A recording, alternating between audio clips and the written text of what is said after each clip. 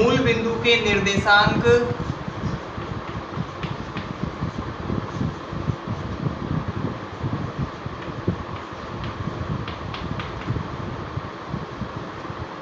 x और y x के लिए 0 होते हैं, जिन्हें हम दर्शाते हैं 0 0।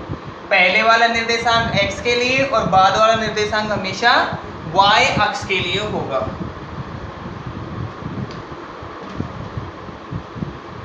मूल बिंदु के बाईं ओर तथा नीचे की तरफ ऋणात्मक निर्देशांक होते हैं और दाईं ओर तथा ऊपर की ओर धनात्मक निर्देशांक होते हैं।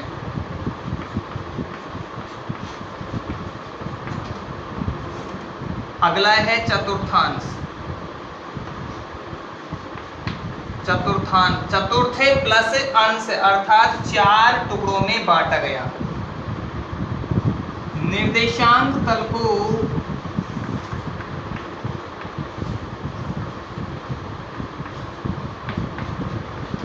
चार समान अंशों में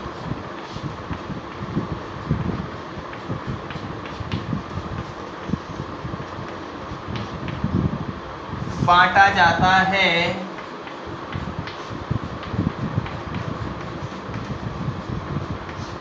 जिन्हें निर्देशांक कहते हैं। जिन्हें निर्देशांक क्या चतुर्थांश कहते हैं।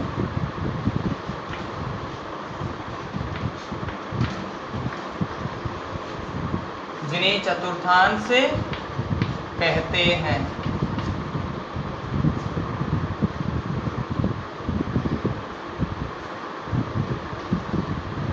पहले चतुर्थांश में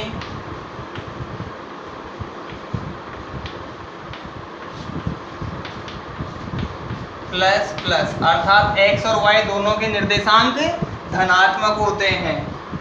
दूसरे चतुर्थांश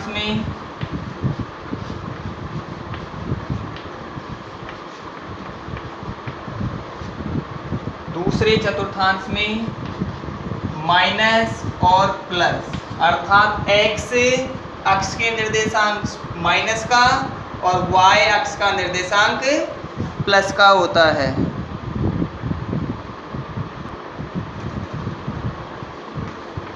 तीसरे चतुर्थांश में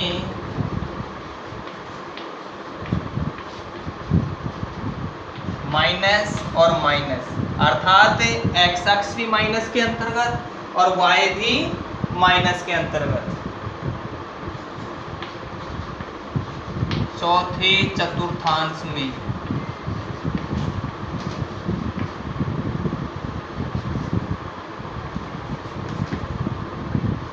x प्लस और y माइनस होता है।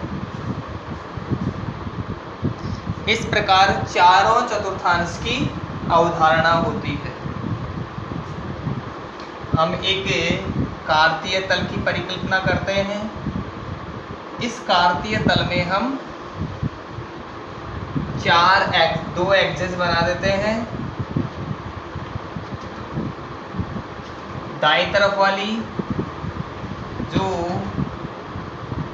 क्षैतिज है वो x अक्ष कहलाएगी, इधर x डैश और उधर x।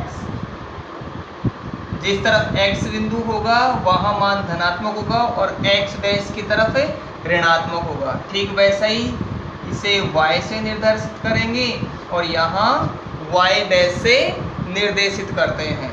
जहाँ ये डैश दर्शाता है कि बिंदु यहाँ ऋणात्मक होगा। दोनों रेखाएं जिस बिंदु पर काटती हैं उसे हम मूल बिंदु कहते हैं। मूल बिंदु के निर्देशांक 0 x अक्ष के लिए भी और y अक्ष के लिए भी 0 ही होता है।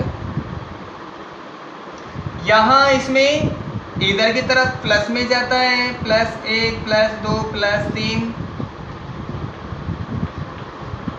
+4 +5। इसी प्रकार से यहाँ -1 -2 -3 -4 इधर -1 -2 -3 -4 -5 और इधर +1 2 3 4 5 और 6। इस तरह से हम इन्हें कार्तीय तल में या चतुर्थांश में इन्हें प्रदर्शित कर देते हैं। इस अक्ष में दोनों ही, इस पहला चतुर्थांश है, इसमें दोनों ही प्लस के होंगे, अर्थात इस तरफ एक्स अक्ष भी प्लस में है और वाई अक्ष भी प्लस में है। निर्देशांक नंबर फर्स्ट या फिर फर्स्ट इसे चतुर्थांश कहेंगे।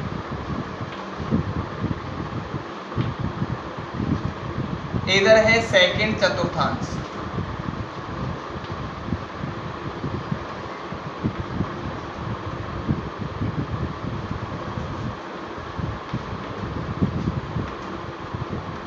सेकंड चतुर्थांश के लिए x का मान ऋणात्मक है और y का मान धनात्मक होता है। इस तरफ x अक्ष ऋणात्मक में ली गई है और y अक्ष धनात्मक में ली गई है। तृतीय चतुर्थांश में x और y दोनों ही ऋणात्मक होते हैं। चतुर्थ चतुर्थांश में x धनात्मक में होगा और y ऋणात्मक में होगा। इधर जो x अक्ष जा रही है वो धनात्मक में है, तो इधर इन दोनों में x अक्ष प्लस में है और इन दोनों में इधर ऋणात्मक आ रही है, तो दोनों में x ऋणात्मक में है। अब y अक्ष के लिए विचार करते हैं तो y अक्ष इस तरफ दोनों में प्लस में आ रही है और इस तरफ दोनों में ऋणात्मक में प्राप्त हो रही है।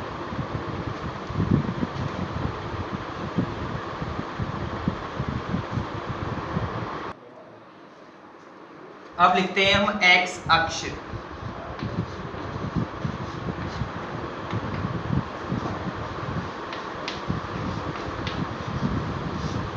कार्तीय तल में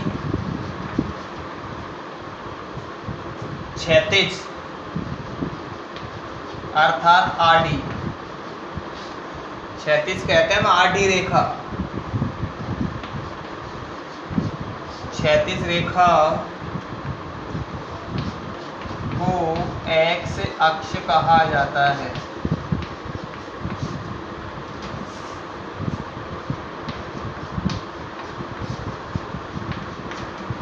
अगला है y अक्ष। इसमें लिखते हैं हम x अक्ष में x अक्ष के सापेक्ष निर्देशांक,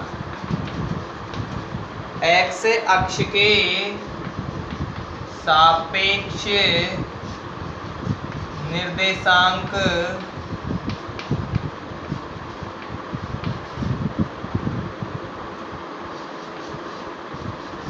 भुज कहलाता है। यानी x अक्ष के निर्देशांक को भुज कहते हैं। हम भुज और कोटि की परिकल्पना कक्षा 8 में भी पढ़ चुके थे। y अक्ष ऊपर से नीचे, ऊर्ध्वाधर, ऊर्ध्व यानी ऊपर, आधार यानी नीचे की ओर। कार्तीय तल में, कार्तीय तल से तात्पर्य हमारा ग्राफीय तल से है। कार्तीय तल में ऊर्ध्वाधर रेखा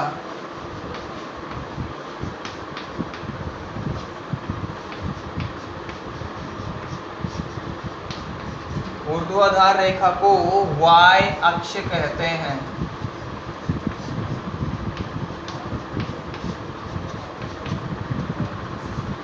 y अक्ष के सापेक्ष निर्देशांक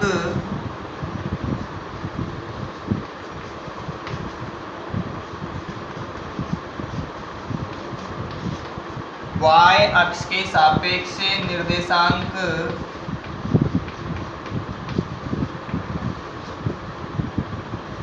कोटि कहलाता है।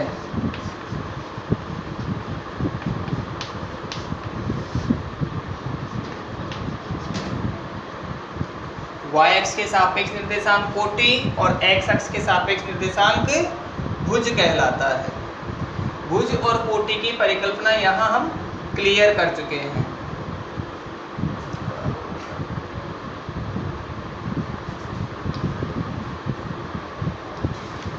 इसके बाद में